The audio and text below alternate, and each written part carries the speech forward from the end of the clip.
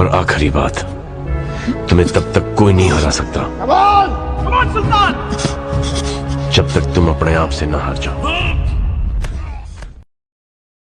असंभव कुछ नहीं होता दोस्त, ये परिकल्पनाएं हैं खाली।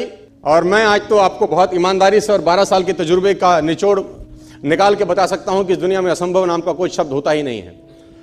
इंसान कभी भी चंद्रमा पर नहीं पहुंच सकता, पृथ्वी विज्ञान की अधिकतम सीमा है। डॉक्टर ली दी फॉरेस्ट मशहूर वैज्ञानिक हुए, बहुत बड़े साइंटिस्ट हुए। एक स्टेटमेंट इन्होंने पास किया 1955 के अंदर, 1955 ही पास द स्टेटमेंट कि इंसान कभी भी चंद्रमा पर नहीं पहुंच पाएगा। It is impossible for a human being to cross Indian globe, earth globe. और पृथ्वी विज्ञान की अधिकतम सीमा है, लेकिन किसी बहरे ने इस बात सुना नहीं और पहुंच गया एक आदमी अपना बस्ता उठा के, जिसका नाम था इन 1969। और उसके बाद तो स्पेस जर्नी ऐसी हो गई जैसे आप और मैं अभी पतिया और बैंकॉक चले जाते हैं। लॉर्ड केल्विन बहुत बड़े साइंटिस्ट हुए, उनका स्टेटमेंट आया कि सिर्फ पक्षी उड़ान भर सकते हैं, हवा से भारी मशीन का उड़ान भरना असंभव है। इट इज इम्पॉसिबल कि हवा से कुछ भी भारा हो और वो उड़ सके, क्योंकि ग्रेविटी उसको गिरा देगा। लेकिन तमाचा मारा इन लोगों ने, तमाचा मारा और लिख के दिया कि हमने साइकिल के स्पेयर पार्ट से इंसानों को पक्षी बना दिया। साइकिल के स्पेयर पार्ट से इंसानों को पक्षी बना दिया। 16 साल लगे राइट ब्रदर्स को जहाज का निर्माण करने में, लेकिन इन लोगों ने उसकी बात नहीं सुनी कि जो कहते थे कि वायु का सिद्धांत तुम्हारे विपरीत है। यह बात भंवरे को कही जाती थी कि भंवरा वायु के सिद्धांत के कारण कभी जीवन मोड़ नहीं सकता, क्योंकि उसके पंख उसके शरीर से हल्के रहते हैं। लेकिन भंवरा साला किसी स्कूल में गया नहीं आज तक। माई doctor told me I will never walk again. मेरे डॉक्टर ने मुझे कहा कि तुम कभी चल नहीं सकोगी। My doctor told me you will never walk again. My mother told me I would, and I believed my mother rather than doctor. Wilma Rudolph एक ऐसी एथलीट हुई जिनको पोलियो था जिनको डॉक्टर ने कहा तू चल नहीं सकती, मां ने कहा तू चल सकती है। उसने कहा मैंने डॉक्टर की बात नहीं मानी, मैंने अपनी मां की बात मानी। 3 ओलंपिक गोल्ड मेडल जीती है लड़की, 3 ओलंपिक गोल्ड मेडल, जिसको डॉक्टर कह रहा है कि तू चल। लेकिन मां क्या बोलती है? मैं आपको उदाहरण देना चाहूंगा सर। बहुत छोटे थे अल्बर्ट आइंस्टीन, दुनिया के महान वैज्ञानिक में से एक हुए, मंद बुद्धि कहा जाता था। 8 साल के थे, घर पहुंचे, मां को चिट्ठी दिया।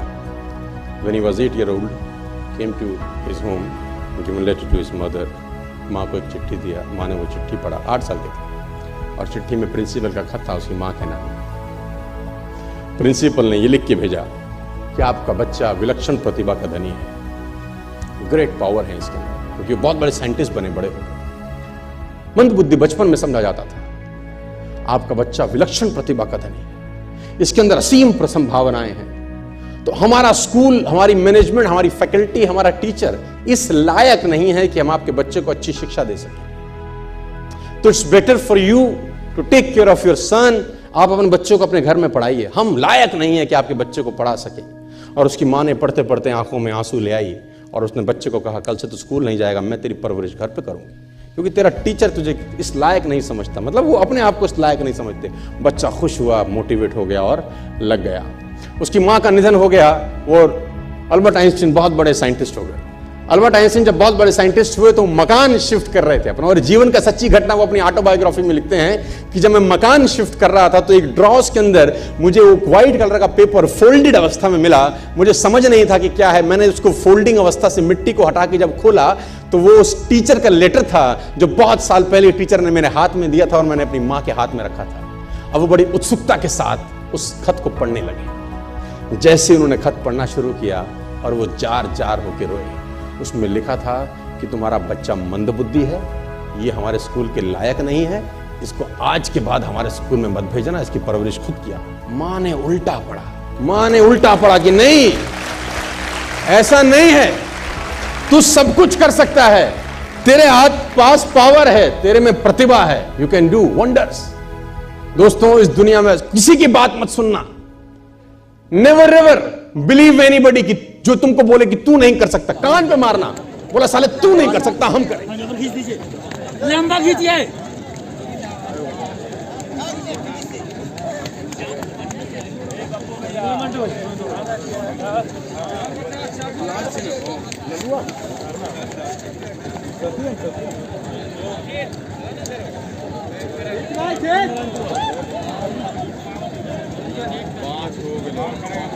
पाँच तीन हो गए खींचते ही है 5-4 हो गए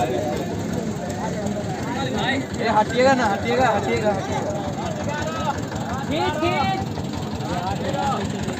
हट जाओ जल्दी भाई जल्दी आओ